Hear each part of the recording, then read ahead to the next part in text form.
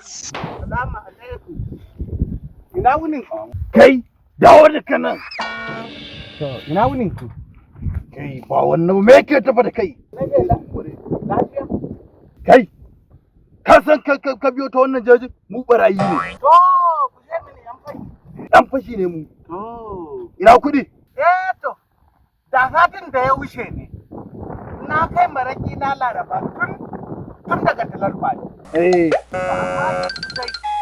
Wallahi ba ni da kozi. Bakar ko sisi. To bara mu gaya oga. Ji hukuncin da ya zata haka za a yi. Oga? Wai ka ji bai da kuɗi. Ba shi da kuɗi ko?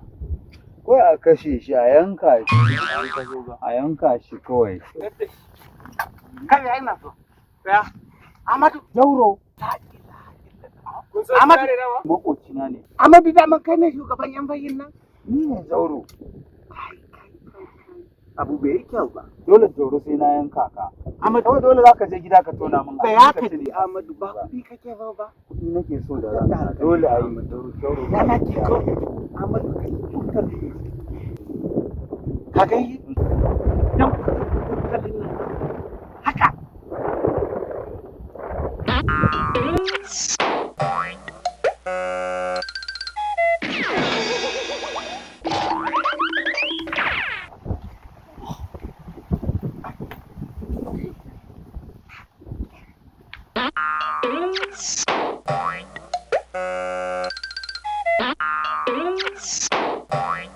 Kaga shagin ba fulatani? Ina ne?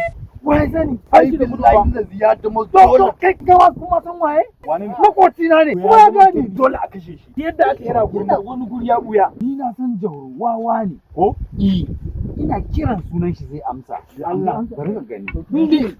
Ya buya a wani gurin. Jauro! Jauro! Kai! Ba ni bane wawa, kai ne wawa, ba zan amsa ba. Ka gan shi. Dama yana son.